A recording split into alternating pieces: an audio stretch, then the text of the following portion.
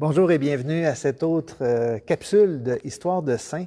Aujourd'hui, en ce 4 juin, on parle de Saint François Caracciolo. Alors François, il est né en 1563 en Italie. Il est prêtre fondateur d'un ordre religieux. Il fut également appelé l'apôtre de l'amour divin. Tout dévoué au service des plus démunis, il est le saint patron de la ville de Naples. Empreint d'une ardente dévotion pour la très sainte Eucharistie, il institua l'adoration perpétuelle au sein de son ordre. Il a été canonisé par Pie VII en 1807.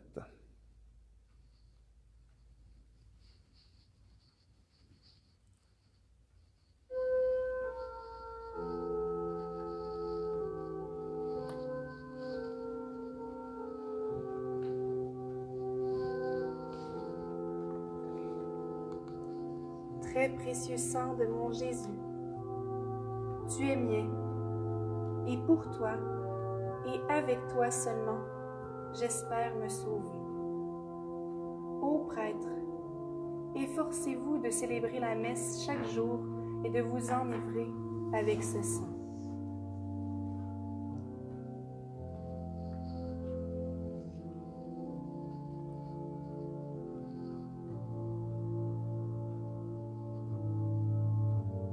Alors, pour l'histoire de Saint François Caracciolo. Il est né du prénom d'Ascagne, au sein de la famille Caracciolo, soit l'une des plus illustres du royaume de Naples.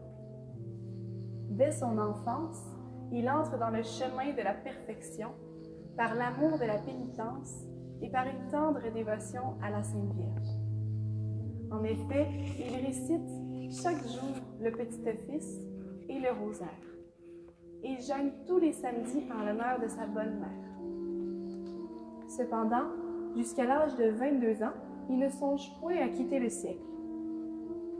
Mais c'est à cet âge précisément qu'il est frappé par la lèpre, qui le défigure. Il fait alors le vœu de renoncer définitivement aux richesses d'ici-bas et de se donner tout entier à Dieu au sein de la vie religieuse s'il est guéri. Il est alors exaucé et guéri miraculeusement. 2 ans plus tard, il est ordonné prêtre et se fait remarquer pour certaines guérisons de malades des hôpitaux où il exerce son ministère.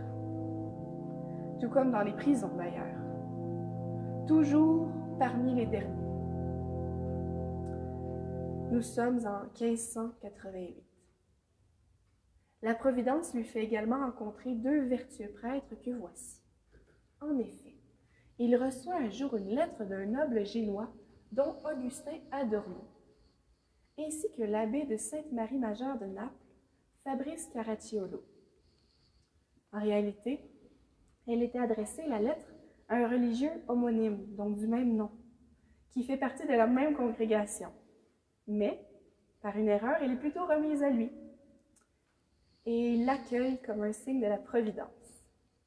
C'est à cause de cette méprise qu'ensemble, avec les 2 personnages en question, Ascagne se retire chez les Camadules où il met à l'écrit la constitution d'un nouvel institut, tel qu'il a été demandé dans la dite lettre, qui n'était pas adressée à lui. Il est d'ailleurs nommé cofondateur de l'ordre, qui est l'ordre des clercs réguliers mineurs. C'est lui qui propose d'ajouter aux 3 vœux traditionnels de pauvreté, chasteté et obéissance un 4e vœu, qui oblige à refuser toute charge ecclésiastique. Quand le nouvel institut est reconnu, Ascagne change son nom en celui de François. François, encore tout jeune, devient bientôt supérieur général de l'ordre, qui prend de rapides accroissements. S'il désire le meilleur pour les autres, pour lui-même, il ne veut rien. François choisit toujours les chambres les plus petites, dort et mange très peu, porte habituellement le cilice, et 3 fois par semaine, il jeûne au pain et à l'eau. Il partage son temps de repos au pied du très Saint-Sacrement et à l'étude. Quand le sommeil le presse, c'est souvent sur le marchepied de l'autel qu'il prend le peu de repos, qui ne dure guère plus de 3 ou 4 heures. Il se consacre 7 heures par jour à la contemplation et à la méditation de la passion de notre Seigneur Jésus-Christ. Ami de la pauvreté, si on lui donne des vêtements neufs, il s'empresse de les échanger avec les vêtements les plus usés qu'il a, de ses simples frères pour porter. Il évite avec soin toutes les marques de distinction et d'honneur, disant « Je n'en suis pas digne. La compagnie ne me supporte que par charité. » Il signe également ses lettres ainsi « François, pécheur ».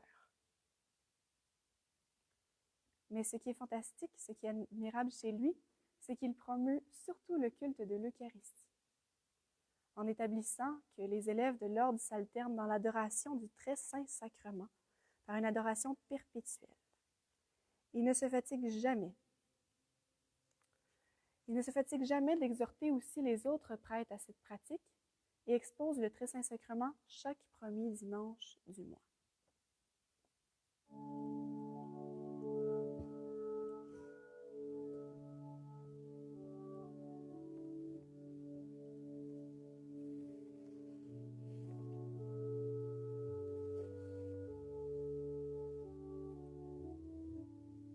Je t'adore dévotement, Dieu caché, qui sous ses apparences vraiment prend corps.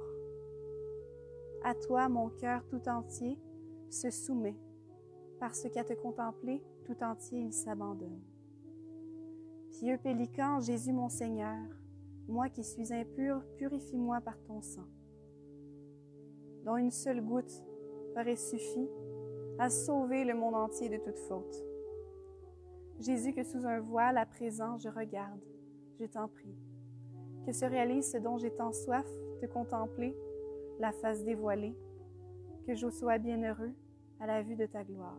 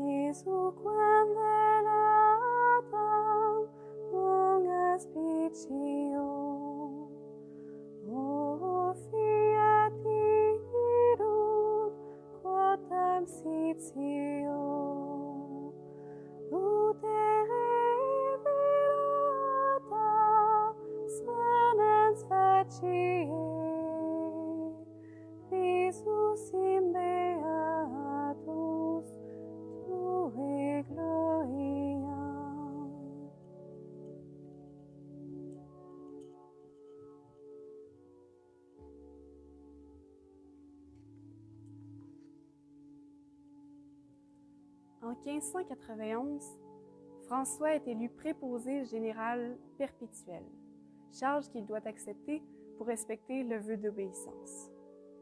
Cela dit, il ne change pas sa manière de vivre la pénitence, le jeûne, ainsi que l'habitude de préférer les travaux qui soient les plus humbles. À toutes les instances du pape Paul V, qui voulait l'élever aux dignités ecclésiastiques, il faisait répondre « Je veux faire mon salut dans mon petit coin ». Plus tard, après 2 voyages en Espagne, François, devenu le maître des novices de l'ordre, réussit à fonder en ce pays une maison et il obtient un succès extraordinaire. On l'appelle d'ailleurs le prédicateur de l'amour divin. Ensuite, il fait preuve de sa grande capacité de discernement chez les jeunes en leur prêchant la vocation à la vie religieuse. François est aussi connu sous le vocable de chasseur d'âmes, de père des pauvres et aussi de l'homme de bronze. Il reflétait parfaitement les trois visages de son ministère. Il ne s'arrêtait jamais de visiter les malades et d'assister les mourants. À l'hôpital, il se consacrait avec bonne humeur aux travaux les plus humbles, comme arranger les lits, balayer les chambres, raccommoder les vêtements des malades. Il était également toujours prêt à récolter les aumônes afin de fournir l'éducation aux fillettes, à donner tout ce qu'il avait aux pauvres en s'arrachant littéralement le pain de la bouche, et il pratiquait également souvent le jeûne. Par ailleurs, il était infatigable dans l'écoute des confessions. L'enseignement du catéchisme également aux enfants, l'organisation des œuvres de charité et la prédication des vérités éternelles aux fidèles. Parti en pèlerinage à la Sainte Maison de Lorette, c'est là qu'il naît au ciel, le 4 juin 1608, à l'âge de 44 ans, en invoquant les saints Michel, Joseph et François d'Assise. Près de mourir, on l'entendait crier en se soulevant de son lit: « Seigneur Jésus, que vous êtes bon! Seigneur, ne me refusez pas ce précieux sang que vous avez répandu pour moi. Ô paradis, ô paradis! » Après avoir fait ses adieux à ses frères, tenant le crucifix d'une main et l'image de Marie de l'autre, il mourut en disant: « Allons, allons. » Et où, lui répondait-on? Au ciel, au ciel.